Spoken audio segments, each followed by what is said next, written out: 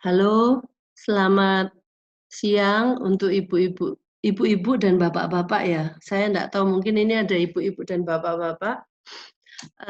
Perkenalkan saya Bumingfe dari Surabaya, Mata Hati Center. Saya, bekerja sama dengan Dokter Ali terkait dengan untuk intervensi bioresonansi. Tapi hari ini saya ingin membantu orang tua untuk bisa, meningkatkan progres pada anak kita, eee, di mana kita tahu bahwa dengan cara apa kita tahu bahwa kita masih harus meningkatkan progres anak kita. Kelemahan-kelemahan apa yang, ada di anak kita.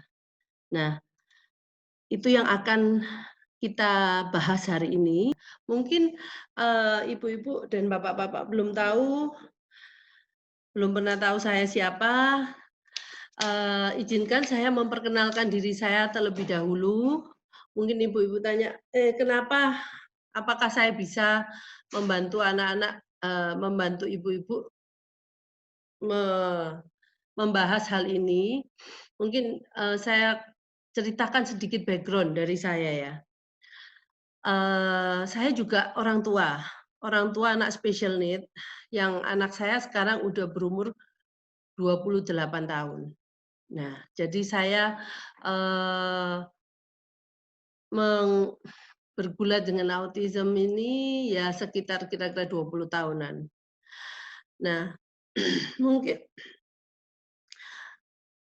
kenapa saya, anak saya anak saya ada 2, yang pertama ini ya namanya Steven. Ya, dia sudah umur 28 tahun dan ini beberapa terapi yang sudah saya lakukan. Terapi non biomedis mungkin Ibu ada tahulah kira-kira ya.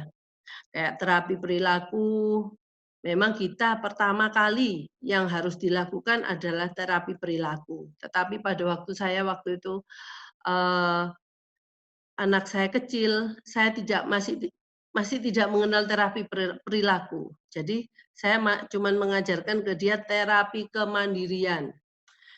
Karena hal itu waktu zaman dulu itu cuman ada terapi kemandirian, di mana anak-anak diajar untuk, mulai berpakaian sendiri, cuci tangan, mandi sendiri, tujuannya anak-anak ini mandiri melakukan hal-hal yang berkaitan dengan dirinya sendiri. Terus saya mengenal, metode ABA.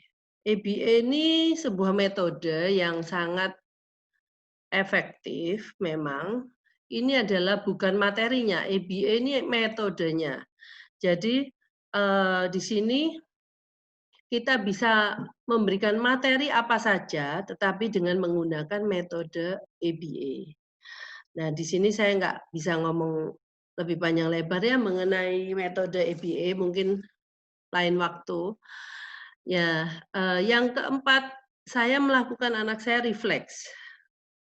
Refleks dengan metode Masbutova. Masbutova ini dari Polandia, tetapi beliaunya sekarang, base-nya ada di Amerika, dan ini juga sangat bagus sekali, eee, kalau kita, mungkin ibu-ibu tahu segitiganya anak-anak terapi yang harus dilakukan di anak-anak itu yang paling bawah biasanya sensory integration.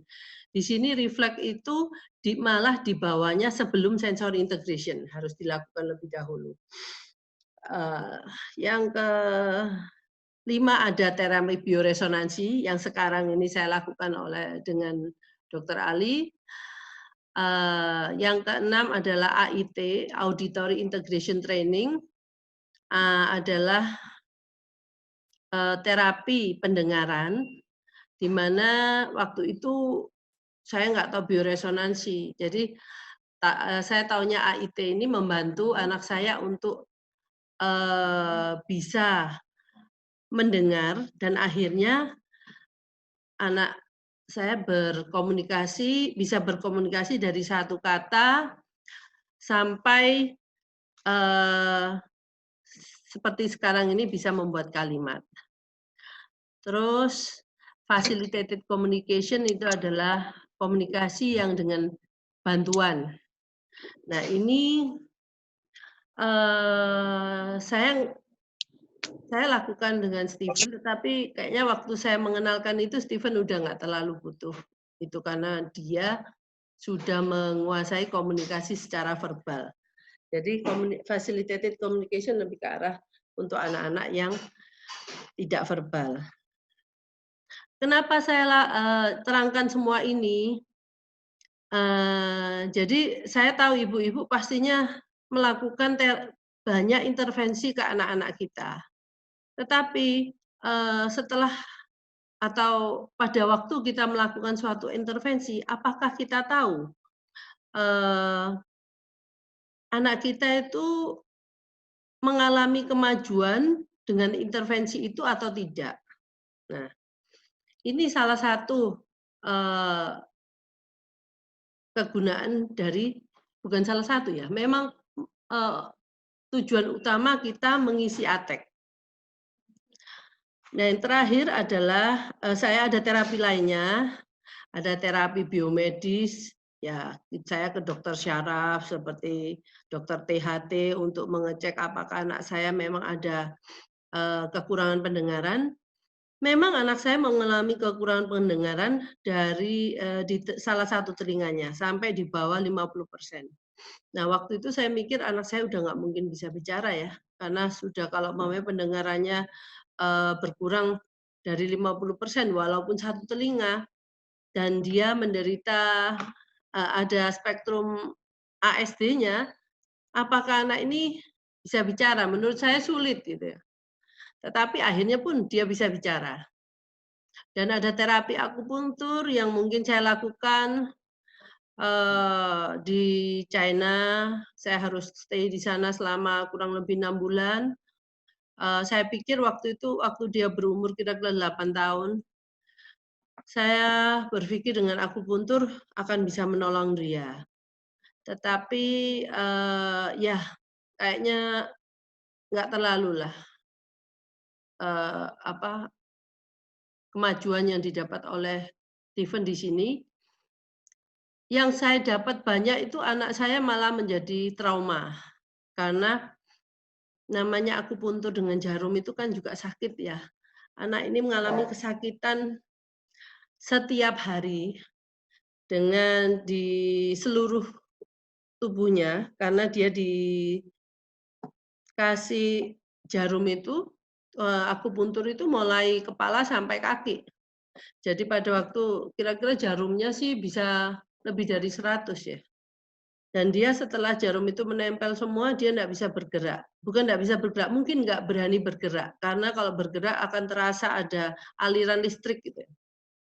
Nah, ini saya sharing, untuk ibu dan bapak juga salah satu tuh, saya tahu ini semua usaha lah, usaha dari sisi eee,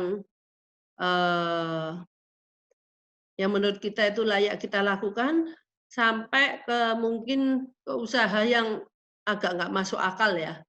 Karena kalau orang tua udah, desperately, saya merasa saya nggak menyalahkan kalau sampai pernah mencoba sesuatu hal yang menurut saya nggak masuk akal. Itu juga pernah saya lakukan, yang sampai kerok cincin di lidahnya, atau yang sampai yang lain-lainnya lah, yang menurut saya itu, saya kalau ingat itu jadi ketawa. Tetapi hal ini ya, itu menunjukkan bahwa kita masih pengen berusaha saking, ya kalau ngomong dalam bahasa Jawanya, terlalu, ngeyel gitu ya menurut saya. Terlalu usaha kita itu, yang kita lakukan sudah, kita udah nggak mau mikir apa, asal anak kita sembuh. Mungkin ibu bapak semua di sini juga mengalami hal yang serupa dengan saya ya.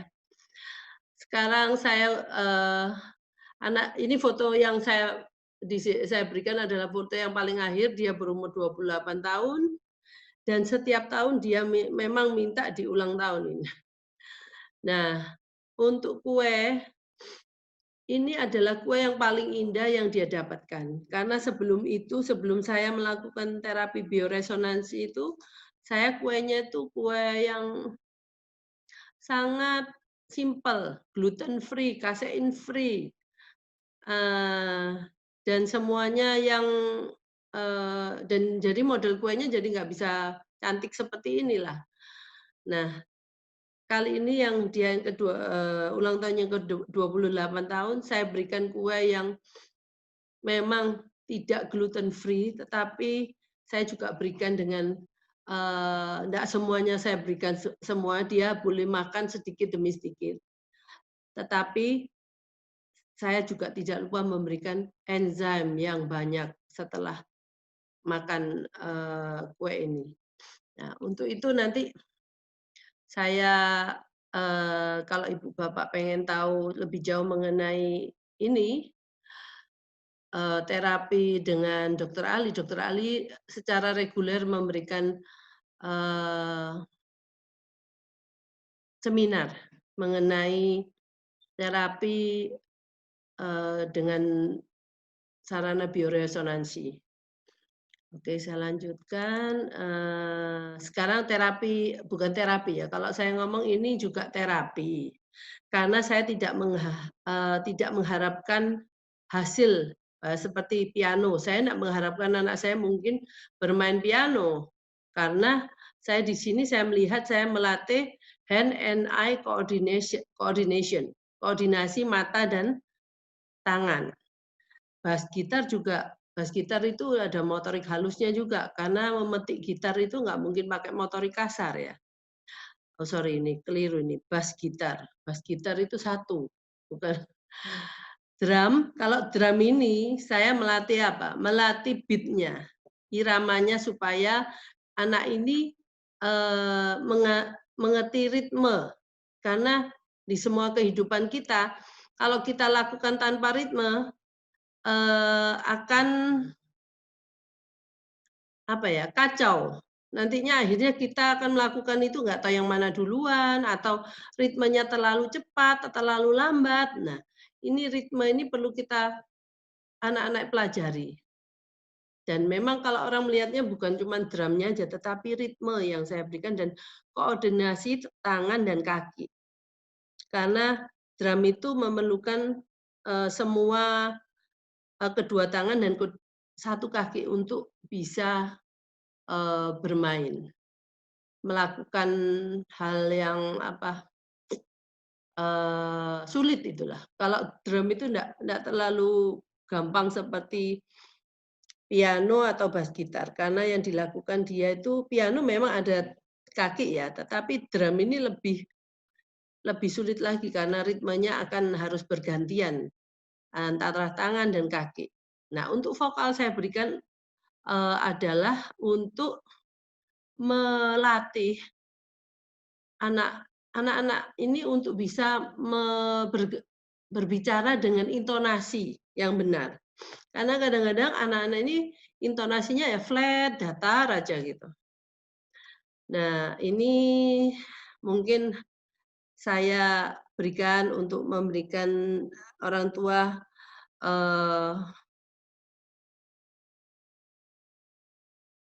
arahan ya mungkin, kira-kira apa yang saya lakukan.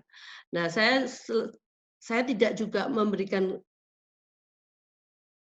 terapi atau kegiatan di bidang kesenian, tetapi saya juga memberikan terapi di bidang olahraga. Terapi di bidang olahraga ini, saya bilang terapi karena saya juga nggak mengharapkan output anak saya jadi perenang, petenis. Nah, semua yang di sini ini cuman semua ada juga hubungannya dengan kekurangannya dia. Karena kalau berenang, itu kita lihat kalau anak-anak ini sulit berenang karena memang proprioseptifnya itu sulit. Mungkin untuk proprioseptif ini,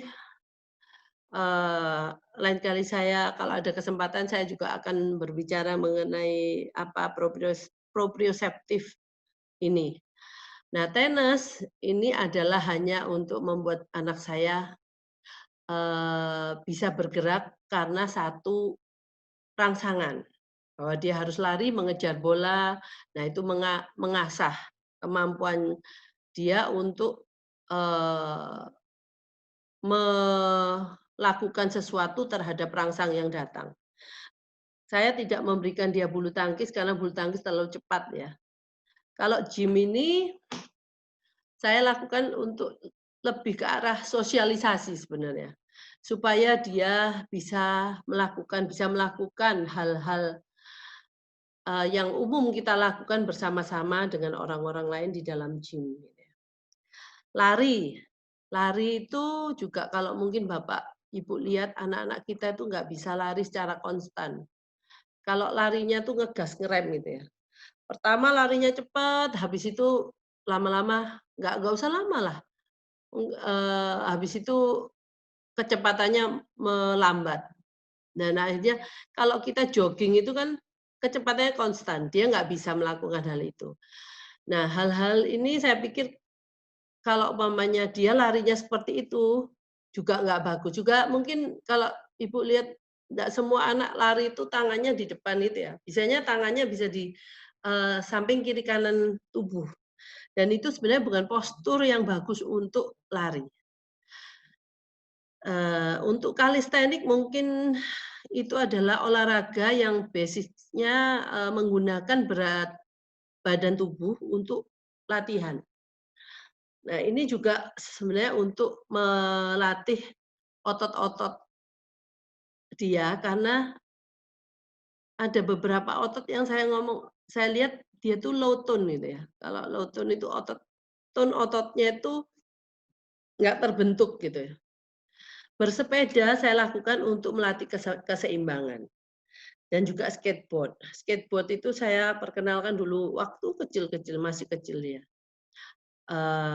Dia dari awalnya yang nggak bisa, tapi skateboard itu dia waktu belajar skateboard itu dia nggak pernah jatuh. Saya juga heran ya. Padahal pada waktu itu saya takut bahwa dia kena skateboard itu, jadi kita belajar skateboardnya di dalam rumah. Karena takutnya kalau di jalan jatuhnya makin parah gitu ya. Jadi, ya saya harus cepat hanya intermezzo saya di depan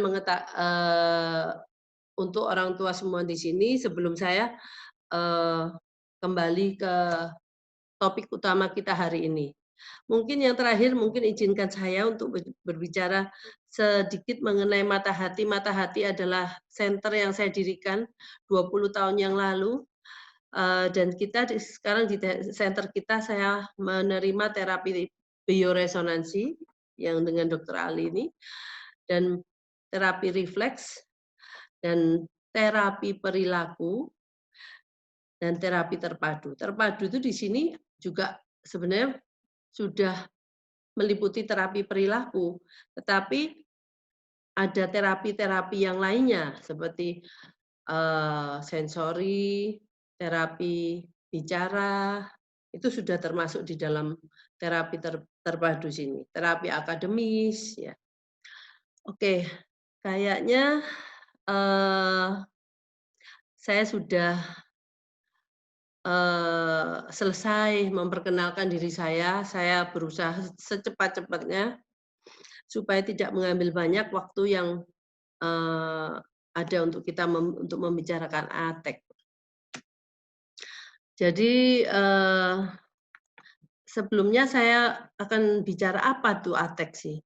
ATEK itu, dibuat untuk bisa mengukur tingkat keberhasilan kita atas suatu intervensi. Jadi intervensinya bisa apa saja, Ibu. Jadi mungkin Ibu seperti, Ibu melakukan terapi bicara atau terapi sensori.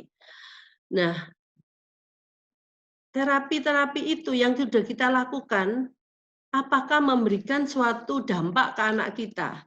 Dampak positif, negatif, atau tidak ada sama sekali? Jadi dari nanti skor ATEK yang akan Ibu isi setiap bulan, Ibu bisa mengevaluasi dalam 1 bulan yang sudah saya berikan ke anak-anak kita ini, hasilnya bagaimana terhadap anak kita. Yang penting kan hasil yang kita lihat, bukan hasil di atas kertas. Maksudnya kalau orang lain bilang, oh anak ibu maju, mungkin terapisnya. Tapi ibu sendiri harus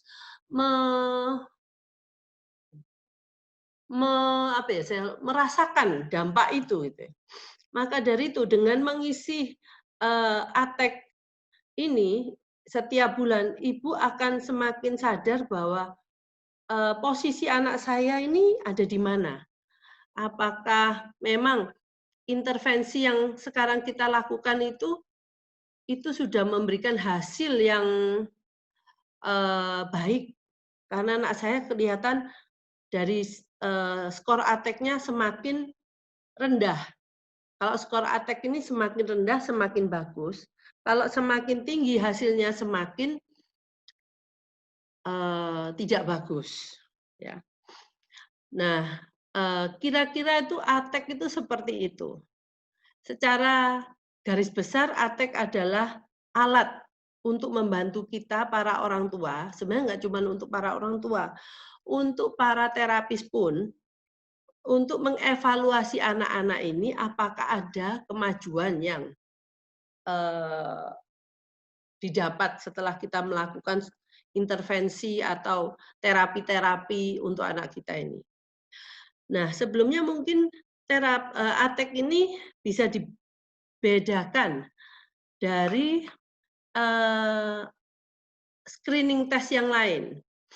Biasanya seperti yang saya lihat ini ada di sini Childhood Autism Rating Scale, the Gilliam Autism Rating Scale, Autism Behavior Checklist.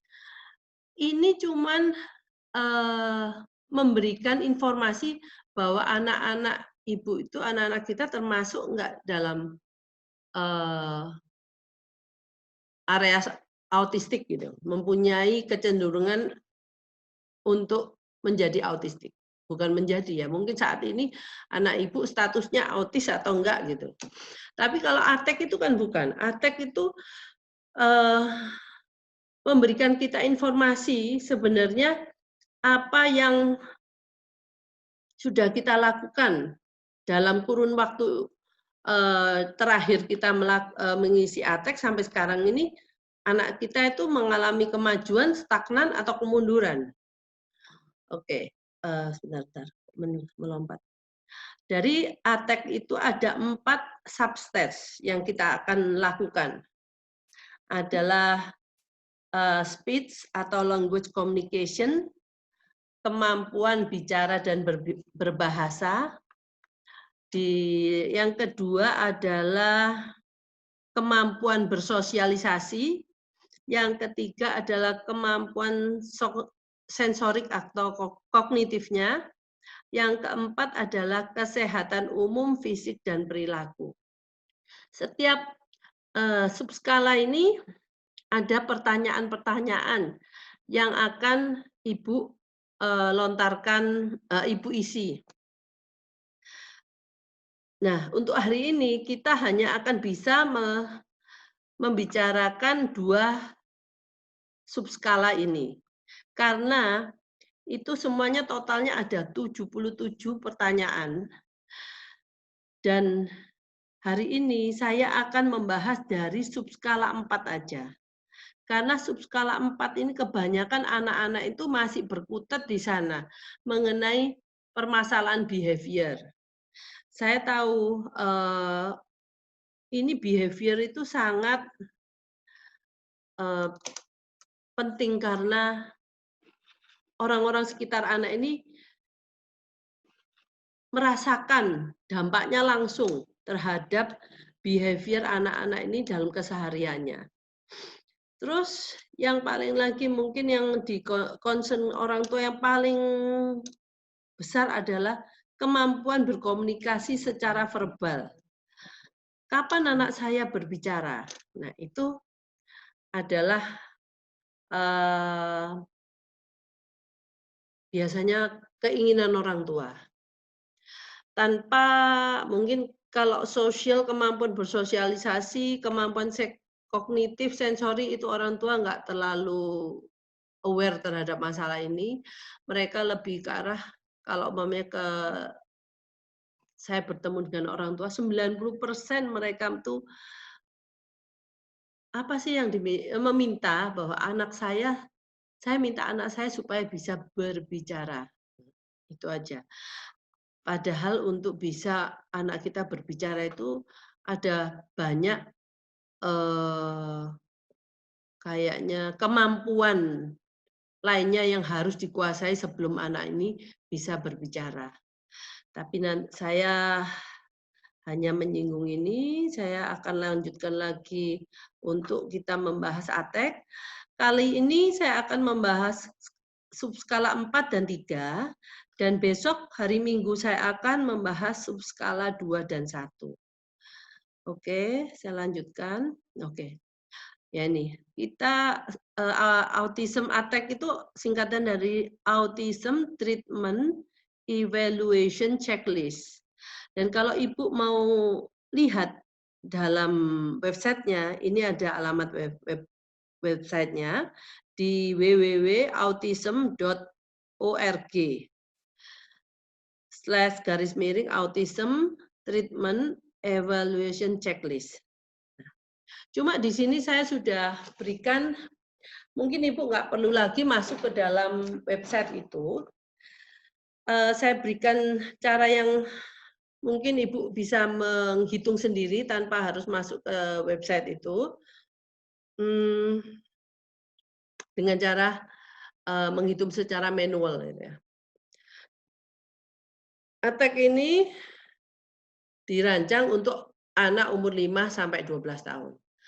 Hal ini ya secara teori seperti itu, tetapi kita masih bisa kok untuk bisa buat untuk anak-anak sebenarnya usia ini tidak terlalu menjadikan batasan bahwa anak di atas 12 tahun itu tidak bisa melakukan mengisi ATEK ya. Oke, terus mungkin sampai sampai di sini ada pertanyaan nggak dari ibu-ibu mengenai ATEK ini? Dari yang pertama adalah Jason Su. Untuk terapi di bidang olahraga atau kesenian untuk idealnya saya mulai kapan ya? Kalau di bidang olahraga ini, Ibu bisa lakukan mulai kecil, Bu. Nggak harus mulai nunggu anak itu dewasa. Karena olahraga yang dilakukan anak-anak sesuai dengan umurnya. Jadi jadi nantinya olahraga ini menjadi lifestyle-nya dia. Kalau nanti enggak, anak kita itu nggak terbentuk habit untuk berolahraga. Untuk kesenian, saya lakukan kesenian karena apa? Olahraga itu lebih banyak kan motorik kasar ya. Kesenian saya pengen untuk balancing dari olahraga itu saya harus berikan sesuatu yang hubungannya yang anak ini akhirnya mempunyai senses untuk seni, jadi lebih halus lagi. Jadi olahraga ini kan kasar, seni itu halus. Kesenian, Ibu bisa mulai kecil untuk bisa terapi. Terapi kesenian ini sebenarnya yang paling awal-awal itu terapi ritme itu yang paling bagus. Karena itu juga terapi dengan drum itu, saya sih pakainya drum elektrik karena saya nggak pengen diusir oleh tetangga saya, karena kalau drum yang apa itu namanya, bukan elektrik, satunya lagi apa itu? Yang nggak pakai listrik itu, yang nggak bisa kita kontrol volumenya, itu suaranya sangat besar. Dan itu akan mengganggu lingkungan sekitar. Selanjutnya bukan dari segi usianya, tapi harus melihat dari sisi mana baru kita nyatakan anak ini sudah siap untuk les piano.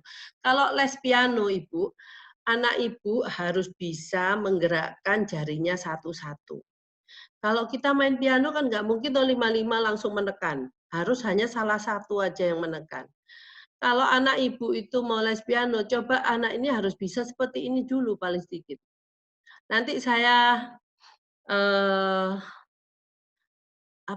kalau untuk instruksi mungkin piano itu bisa kita lakukan, langsung prompter ke tangan. Tetapi kalau dia tidak mampu menggerakkan jari-jarinya secara satu-satu, kita akan kesulitan membuat anak kita sukses belajar piano.